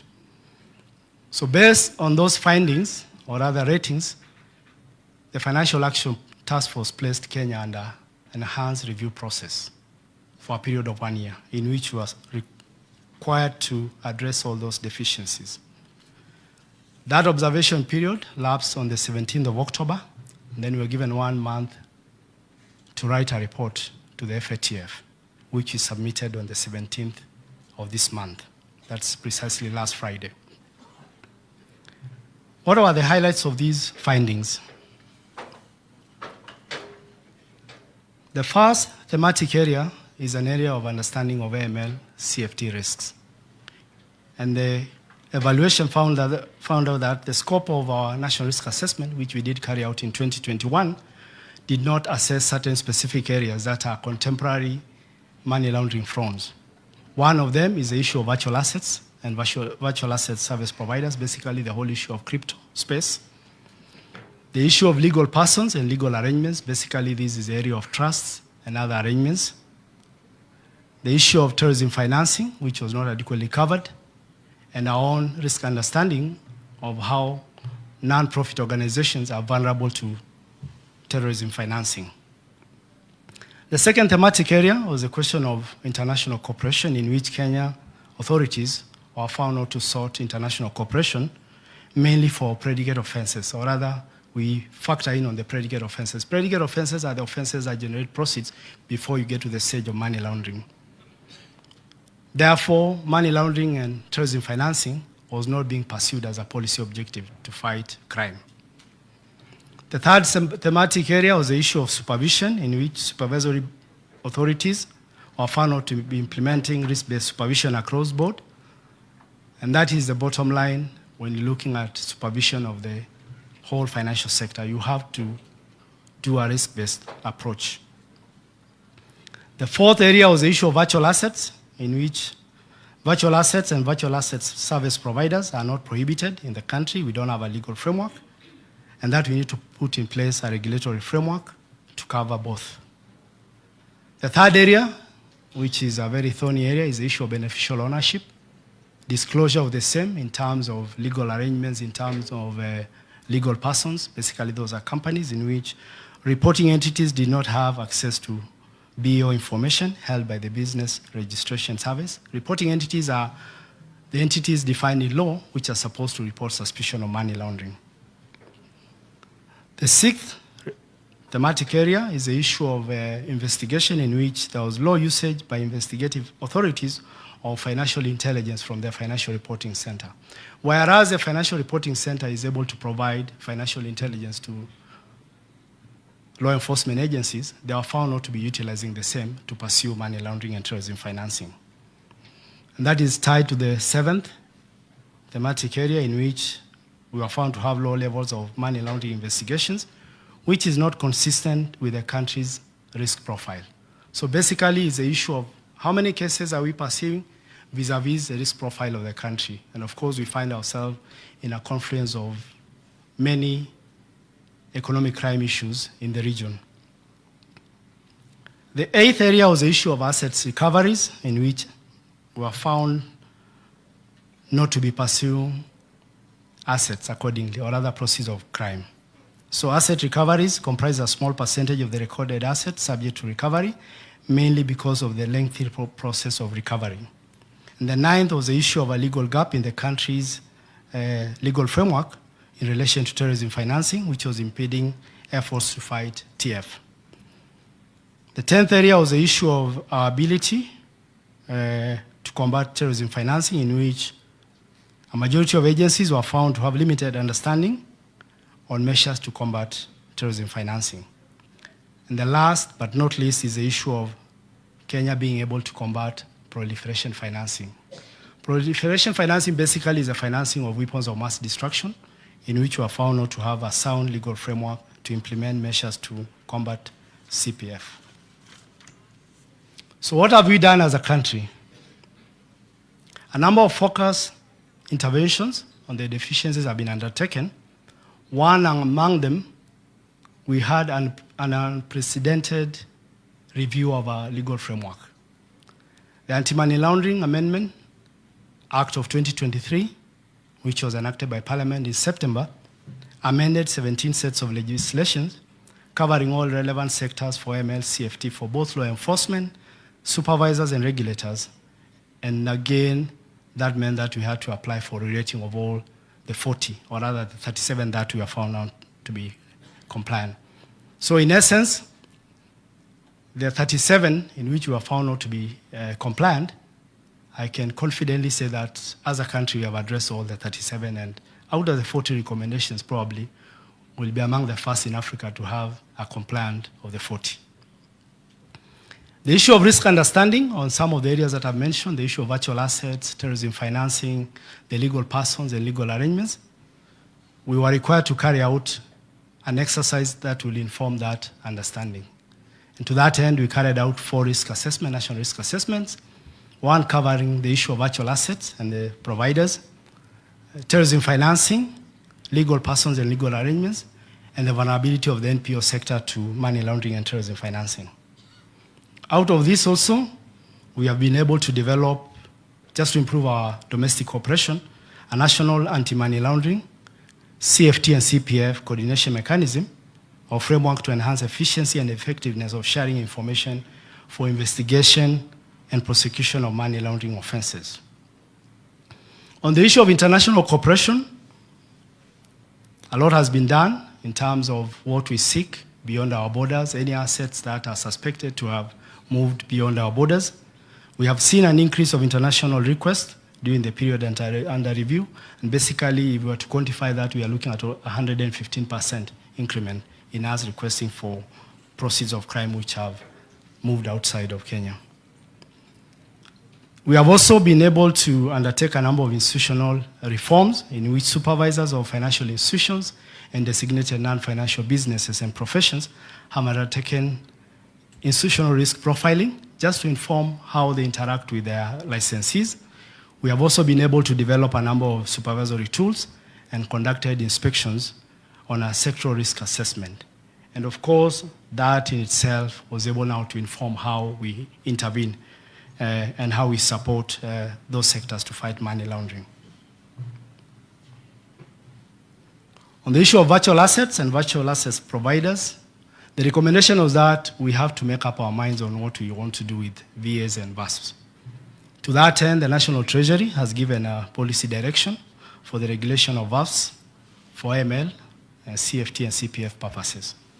Your Excellency, you remember Parliament had to move into that space when WorldCoin came into town and mobilized almost close to 30,000 youth to enroll in the issue of taking up the WorldCoin. And Parliament also made a pronouncement that we need to regulate that space. We are moving forward with the necessary legal reforms to put in place a legal framework that will develop regulation and supervision of that sector, and we've put a target of March this year to have a framework in place. We have also been able to regulate a very, very difficult sector. I think this is something that has been going on for close to 6 years. That's the issue of bringing lawyers and other legal professions within the framework of AML-CFT supervision. There was a case in court which had dragged on for close to 2 years. Government was able to close ranks with the lawyers, and we entered an out-of-court settlement in which we developed a framework that is of its kind in Africa, where the lawyers, as a self-regulatory regulating profession, are also able to regulate themselves for AML-CFT. And the law was passed in September. It will take effect 1st of April. They were given a 6-month moratorium to put in place the necessary structures to address that. Your Excellency, we have also been able to, just following the risk assessment, to issue a number of guidance to reporting institutions, particularly the Financial Reporting Center, being the primary AML-CFT regulator. We have issued circulars to reporting institutions on beneficial ownership. That's pursuant to the outcome of the risk assessment that was done, and also amendment of the law. Terrorism financing preventative measures, just to address how institutions and law enforcement deal with TF and the AML-CFT obligations, and in particular, how to address high-risk sectors that are not currently well regulated. And precisely, we are looking at the real estate sector and the second-hand motor vehicle dealership sector, which is basically we are looking at high volumes where you're able to store value in high value assets which are not well regulated. So basically, all the reporting institutions, all the sectors are now able to regulate. As gatekeepers, they are able to deal with the inherent risks from those sectors. Also, all the regulators have been able to issue guidance on preventative measures, including beneficial ownership, customer due diligence, record keeping, risk-based approach, and the thorny issue of politically exposed persons, of which I am one of them, how we deal with those issues. And again, out of the whole issue of understanding of risks and what we've done, and looking at both the upstream and the downstream of all the actions that we've taken, we stand as the Financial Reporting Center as the center of all this, and we have actually seen an improvement in the understanding, which has also informed our own dissemination. Disseminations are the financial intelligence products that we send to law enforcement, and we've seen between September last year and October this year an increment of 218% in terms of what we send out. And basically, it shows that the interdiction and enforcement levels have really gone up. Next slide, please. Again, Your Excellency, competent authorities have also increased requests for beneficial ownership to facilitate money laundering and terrorism financing investigation and supervision. This is one area that has been very critical. And for those who come from the EU, this is one area that EU has put a lot of emphasis in their regulations and laws. From September last year, when the assessment was done, although it was adopted, we only had 29 requests from law enforcement to BRS for beneficial ownership. As at 31st of December, we had close to 300 requests. And that shows that law enforcement has started appreciating the issue of going beyond what we see into the sphere of ultimate beneficial ownership when we're investigating money laundering. Your Excellency, also in terms of trying to standardize how we deal with money laundering and terrorism financing offenses, we have developed a parallel financial investigation, ML and TF tool, that is being used by all law enforcement. That's precisely DCI, ESCC, Asset Recovery, KRA, and KWS when they're dealing with the predicate offenses related to money laundering. And that in itself now is able to put all of us on the same level in terms of how do you investigate money laundering. Whereas probably KWS will look at a poacher in the Savo National Park as an ordinary poacher. If you are to carry out parallel financial investigations, you'll be able to get up to the financial of that particular predicate offense. There's also the issue of regulators and law enforcement having increased number of supervision and enforcement of staff since the onset. Government are really putting a lot of resources to improve the quality of enforcement and supervision, and that meant that we had to increase the numbers across board. Again, out of the terrorism financing risk assessment, we have developed a standalone counter-financing of terrorism strategy that provides a specific approach on how we strengthen counter-financing of terrorism.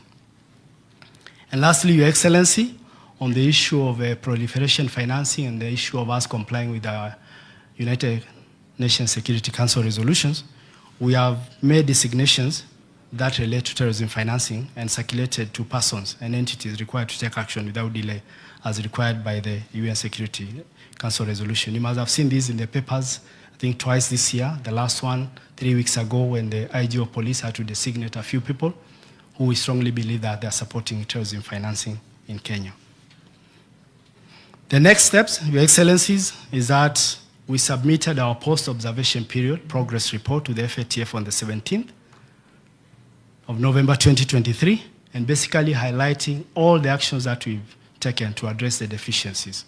Of course, including both the technical and the effectiveness side of the assessment.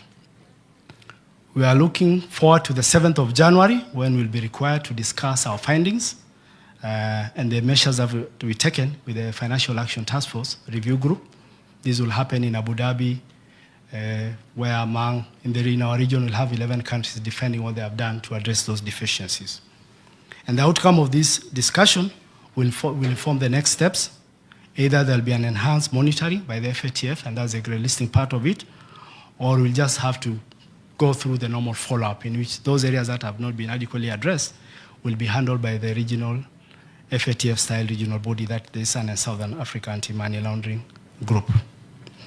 Based on the interventions by the authorities, we anticipate that the reviewers will give us a favorable verdict in terms of the progress we've made, given the fact that we had the highest number of recommended actions ever recorded in the history of FATF, 107.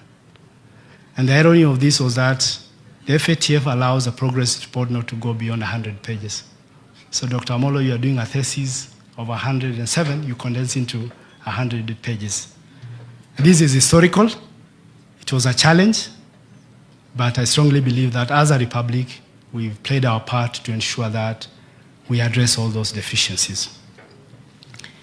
And this is basically a demonstration of the commitment that the government, through His Excellency, the President, and his deputy have put to ensure that we don't lag behind in terms of addressing all these deficiencies to secure the global financial system as well as our obligations to FATF.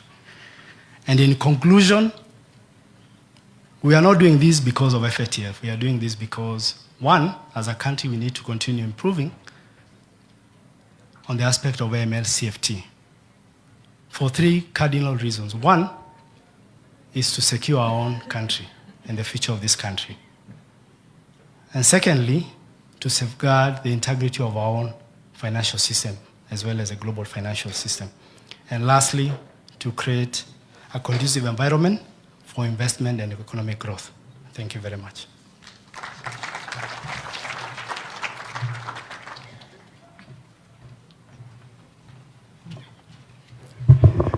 Let's give the DG another round of applause.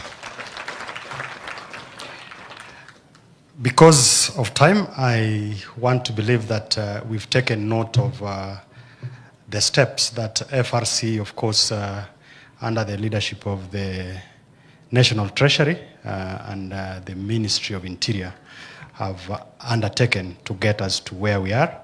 And of course, we'll be looking forward to the outcome of the updates on the 7th of January. And I want to believe that we will not be grey listed as a country. I think for me, what we need to probably take home is how low the ratings were, and the fact that we have a very high risk profile as a country, given the region that we are in, and of course, given how advanced our economy is. Then, of course, there is an issue of enforcement, which we need to take a lot of keen interest in. I know there are a number of questions or issues that we might want to raise based on that presentation. I would want to ask that we note them down, and depending on the guidance of His Excellency, the Deputy President, who needs now to take us through the next steps together with the co-chair. Is that? So, Jen? Okay. So I hand it over back to the MC to take us through the next steps. Thank you once again. Thank you very much to the Speaker and to the Principal Secretary, Dr. Raymond, for the moderation. Your Excellency, we are now moving to the last session in our program today. I kindly request to invite on stage His Excellency Ambassador of the Kingdom of the Netherlands, Martin Brouwer. Let's give him a warm round of applause as he comes on stage.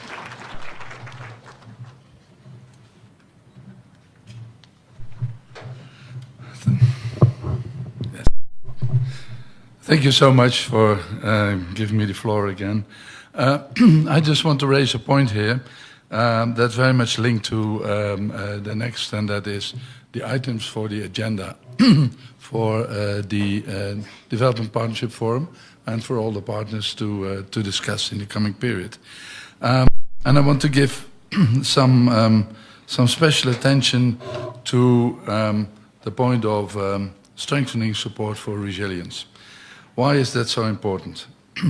Well, with the experience of the ongoing droughts that had a devastating impact on the community and livelihoods in parts of the country for the last 5 rain seasons, as well as the current impacts experienced from El Niño, I think it's quite evident that building enhanced resilience should be at the core of our cooperation at the national and at the local level. It really deserves our attention. As we know, for the coming decades, it can be expected that Kenya will remain on the front lines of extreme weather events caused by climate change, posing severe consequences for lives, livelihoods, and the journey to achieve sustainable development goals and leave no one behind. We have heard this morning C.S. Ndungu on the question of how disruptive the impact is of shocks on the economic growth potential. And that's, I think, a warning that we should take at heart.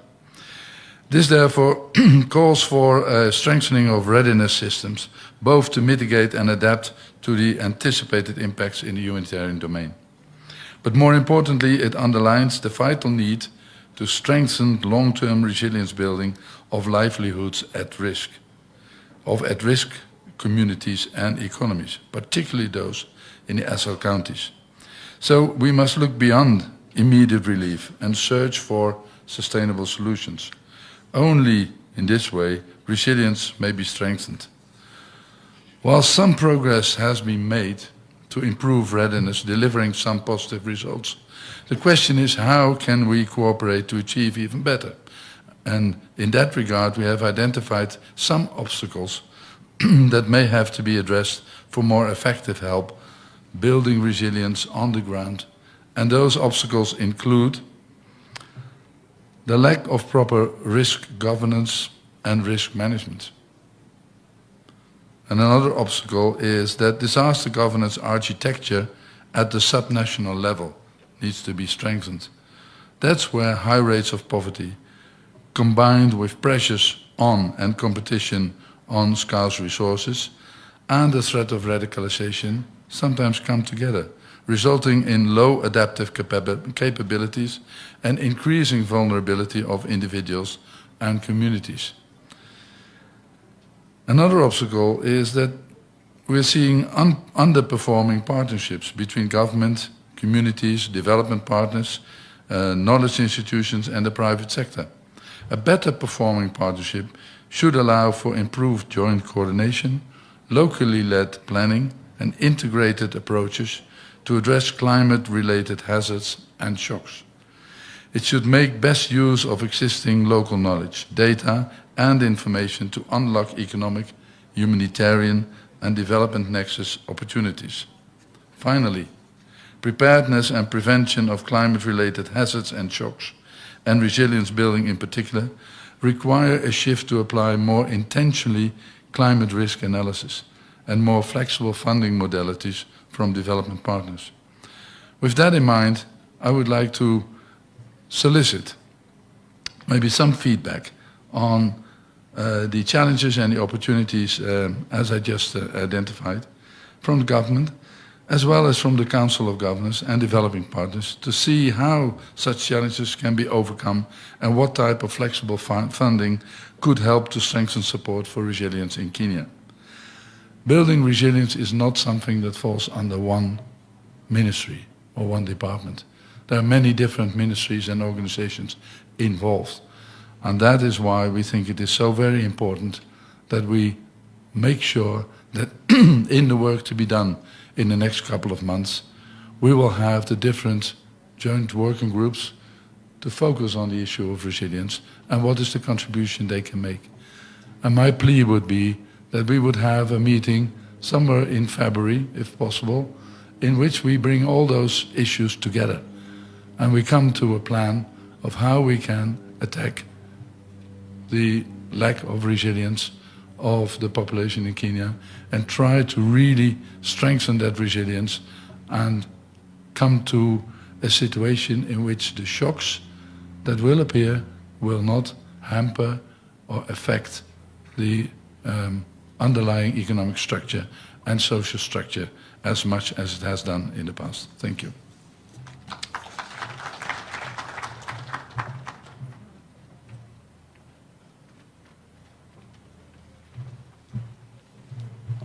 Thank you very much, Your Excellency. Your Excellency, I humbly request to invite on stage the UN Resident Coordinator, Stephen Jackson, to present the agenda and calendar for the next DPF. A warm round of applause to Mr. Stephen Jackson. Thank you. Not quite as tall as Martin. Tallest people in the world, the Dutch. Excellency, thank you greatly for giving us so much of your time.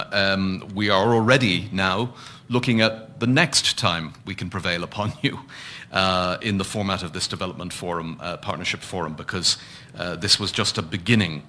Let me start by identifying what it seems to me as one of your co-chairs are a few quick elements of next steps, then turn to the calendar, and then we have a long promised opportunity for people from the floor to intervene, to pose questions on what was said, but I think we might fold that into a conversation about the rolling forward agenda for the forum. So, very concrete next steps. We will, as promised, be sharing all of the presentations from today, the PowerPoints, the background papers, and so on, with everybody. And so, as the moderator already said, very important to fill in that registration form. We will also be organizing a session, Excellency, with your Secretariat to introduce them to that data portal that shows that OECD data, and then we'll be working with your Secretariat to try and expand on that and have included on it the activities of those who aren't within OECD. Then, as Ambassador Brouwer has just said, we had envisaged, I think, with you that we would have between 2 and 3 meetings a year in any 12-month period of this forum. So certainly with a fixed point of the next such forum or a major meeting of the forum happening probably in May. But I think also, as His Excellency the Dutch Ambassador has noted, there are enough substantive issues already on the table from today that we haven't had an opportunity to finalize, that it may be, if your calendar will permit, that we should also be looking for an earlier opportunity to drill, have a topic-specific meeting earlier, perhaps February. Ambassador Brouwer has pointed out that we can come back to you with some concrete proposals on the resilience thematic. And given that you also have humanitarian affairs under your watch, that's where humanitarian and development come together, is around resilience. And so I think that that would be very appropriate. The second, given the urgency of what we've just heard about anti-money laundering, it may be that as early as February it might be good to have another update on that. The third, and I think P.S. Kipto, you put your finger on it, this issue of non-absorption and what collectively we can do about it. Kenya needs help, but Kenya also needs help to absorb the help it already has, if I can put it that way. And so that seems to me to be a very important topic. So those would certainly be three that I would see: resilience, a return to the anti-money laundering question, and the non-absorption thematic. But with your leave, Excellency, now might be the moment, triggered by what was a very long session this morning and a very rich one, just to take a quick poll from the participants about other big-ticket strategic items that would need to be part of the rolling agenda going forward. And I think we have a roving microphone. If I can invite you, of course, to be very brief, but if there are big-ticket items that you think that this forum could usefully address in subsequent meetings, now would be the moment to say so. Does anybody want to break the ice? We can also follow up, and we will, of course, with an email asking you to do likewise. Swedish ambassador here in the front, if we have a roving mic. Yep, please. Top table there.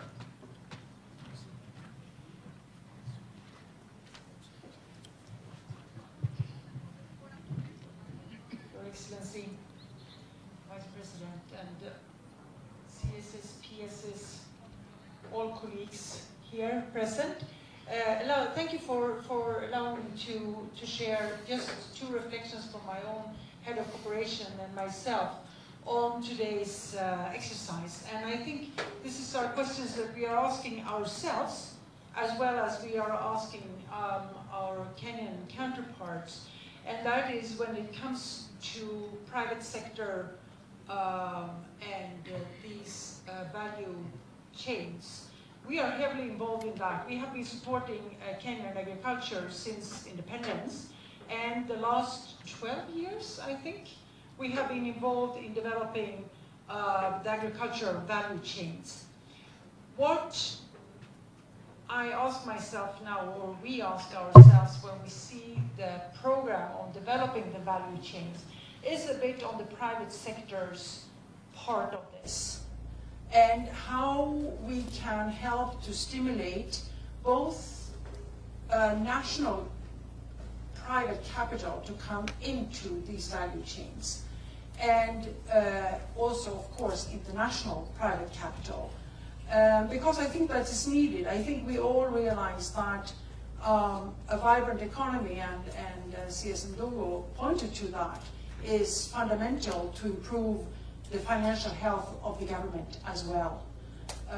That is where the money comes from, there's where the growth happens, and I feel that otherwise we get a bit into social engineering here, and I think it's very important to have the voice of the private sector actors in such discussions.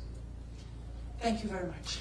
Thank you very much, Ambassador. And it reminds of another theme that has come forward quite strongly today, which is around public-private partnership more generally, and where I think there was a feeling in the meeting that not as much has been achieved through public-private partnership over the last decade as Kenya either wishes or needs. And so that also is a topic we might look at the strategic level. Looking around the room to see if there are other... Okay, no requests to intervene beyond that from the Swedish ambassador, but we have, I think, a list already, a rolling agenda of perhaps 5 topics: public-private partnership, private sector and value chains, the non-absorption challenge, anti-money laundering, and a return to resilience. And here, just as I begin to wind up, Excellency, I want to pay tribute to the support of 2 individuals who haven't been mentioned yet, and that's the heads of cooperation of the European Union delegation and the head of cooperation of Italy. I can see Irene there. Irene, thank you very, very much. And I've lost sight of Luigi. Yeah, okay, had to leave. But we will be working very, very closely, Excellency, with the heads of cooperation to prepare these topics as we bring them to your table. I think it's really important that we bring these items to you in a way that actually helps us shape decisions that can be acted upon. So we'll be working very, very closely together. I think, Excellency, for me, at least, that would do it for the next step. So if we can loosely mark on your very, very busy calendar 2 dates in 2024 already, one in the early spring and one just before we go into the European summer. We will by then have worked hard on shaping some of these thematic topics. And then the other thing that we will work hard on, particularly with the assistance of our heads of cooperation and working with Jane and the excellent secretariat, is to give you reporting that is more results related rather than just the raw numbers. And so we'll look forward to doing that together. So with that said, I don't know, and I'm looking at my co-chair now, does it fall to me to offer the vote of thanks to you, Excellency? That is an extraordinary amount of time that you've given us out of a very, very busy calendar. Last time I checked, I think your job description includes helping His Excellency the President run a country of nearly 60 million people. So to spend 5 hours with us, as you've done, is no mean thing. I think it is testament to your appreciation and Kenya's appreciation of the quality of the partnership that we have already. Looking around the room, you have representatives here from every continent, here because they care to help you continue and His Excellency the President continue and the Kenyan people continue this extraordinary project of Kenya's upwards development. We don't take that for granted on our side as international partners. We're very, very grateful to you for the quality and indeed, as I've just said, the quantity of the partnership. So on behalf of my co-chair, Ambassador Brower, myself, and all of the development partners in the room, asanteni sana.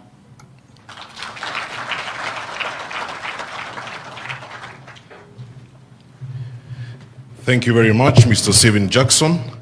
It's now with great honor that I invite on stage the Deputy President of the Republic of Kenya, His Excellency Rigathi Gachagua, for his closing remarks. Karibu sana, Your Excellency.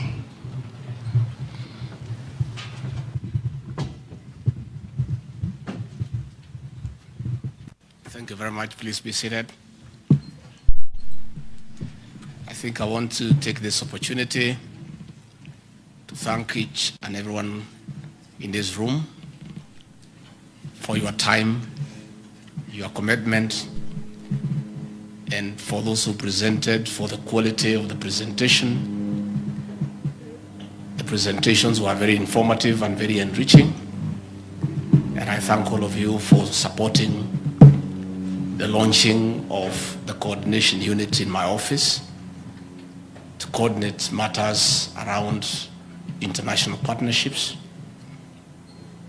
And I am sure that this unit will add value to our programs, to the projects, so that what was planned and expected is done efficiently for the benefit of the people of this great country. At Jane Krangai, this unit will be a very busy unit, and it's one of the busiest units in our government, given the huge component of donor funding in this country. I want to invite you to engage this unit within the structure and also on ad hoc basis. We have set a full-fledged floor in Harambee House Annex, 6th floor, with staff, equipment, and all other facilities, meeting rooms, conference rooms, teleconferencing facilities, to make it easy for us to engage with our partners. This unit will unlock bottlenecks where they exist. There has been challenges when things take too long in the National Treasury. They take too long in the Office of the Attorney General. All these will be unlocked by this unit to make sure there is efficiency in coordination and getting things moving. I want to encourage our development partners where there are issues. The government a loan coordination unit that our chair with the Prime Cabinet Secretary will meet once every month to unlock whatever challenges are there from the presidency so that we can make progress. So I really want to thank all of you for creating time the whole day to come. For me, spending 5 hours is not even enough because this is one of my 9 functions that have been given by the president and it's part of my marking scheme. So I am still, I have to work on it because I'll have to be given some marks at the end of it all. The chair of the Council of Governors has made some recommendations and I agree. We need to make sure that we bring them in because of the various projects that are funded by the donors, and I think we need to bring them into the framework so that we can be able to work together and even enlarge the representation. So I really want to say asanteni sana, and maybe because I've seen my younger sister, the chair of COG, has come. I had talked before you came, and I've just seen your statement about El Nino. It's good. I had explained that when we met here, we did agree that the partners will look for funds, the national government will look for funds, and the county governments will mobilize resources within their budgetary provision to intervene in the respective counties. And all this money we applied within the coordination framework that the governors and the county commissioners chair in our counties. We did not agree anywhere that we'll give money to the counties for El Nino. So we want to make a clarification that whatever money the national government will apply will come from our end, from our part of the shareable revenue. And we expect the county governments also to look for resources within their allocation from the shareable revenue and from their own source revenue so that we understand each other. What we have agreed to do as a government is to give logistical support where county governments are able to mobilize resources for food, medicine, blankets, and other interventions. The Kenya Defense Forces will provide aircrafts to take this food to areas that are not reachable because of the situation that we are in. So we encourage everybody to mobilize resources within their space. Even ourselves as a national government, we didn't have a budgetary allocation for El Nino. We are mobilizing resources within what we had already planned to remove here and there to get some money for this intervention. And we encourage the county governments to do the same. So I just wanted to make it very clear that there is no money the national government to allocate to the counties for El Nino. We encourage them to mobilize resources within what they have to intervene on behalf of the people that they govern, and the national government will do the same. We are looking at allocations within our ministries, our departments, and see where we can get some money to mobilize for this emergency. Again, I call for our development partners to continue supporting the El Nino mitigation so that we can be able to help our people in these very difficult circumstances. We had the military, they had come here to make a presentation on resilience, but we did not get time. I will encourage that you share with our secretariat to share with everybody else. And I'm sure when we meet next, we'll put you in the agenda so that you can make that very important presentation.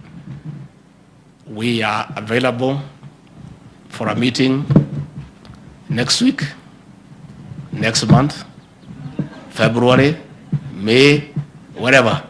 We are here we are available. So if you think that we need to have a meeting in February, my office is ready, we are available. If you want another one in May, whatever, we are available because this is very important. The donor portfolio is very critical for our country's development, and therefore we must create time to be able to work on it. With those very many remarks, I want to wish you a good afternoon, and I want to take this opportunity to welcome you for lunch in the next tent. And I want to encourage you to take time to informally engage.